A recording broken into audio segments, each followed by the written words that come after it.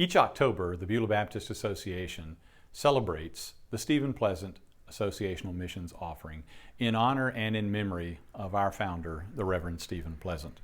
I'm coming to you from the foyer of Clement Baptist Church in Hurdle Mills, where Pleasant was once a pastor.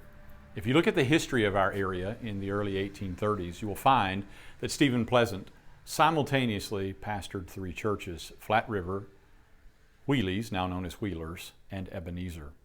Those churches came to the theological understanding that they did not want to support missions and evangelism. They simply believed that God would save whomever He would save, and that we had no part to play in that.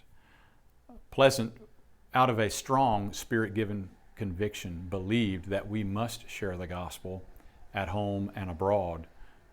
Because of that, he would eventually leave Flat River and Wheelies and would then be removed from Ebenezer, his home church, because of the accusation of behavior that was not befitting of a Christian.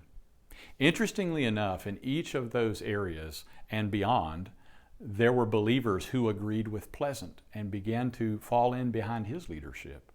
Those from the Flat River and Wheelies areas who agreed with him gathered at the Norfleet Schoolhouse and began a church that would become known as it is today as Clement Baptist Church.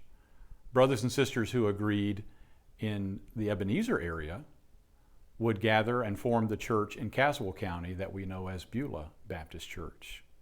Those in agreement in the Yanceyville area would form the Country Line Church, which would later become, as we know it today, as First Baptist Church of Yanceyville. Pleasant would become the simultaneous pastor of all three of those, just as he had been the pastor of the three previous churches.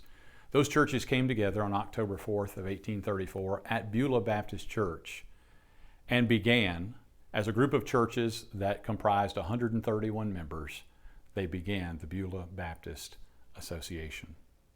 As we have the opportunity to give in his memory, I want to encourage you to remember his Spirit-led conviction, his commitment to the Great Commission, his commitment to missions at home and abroad.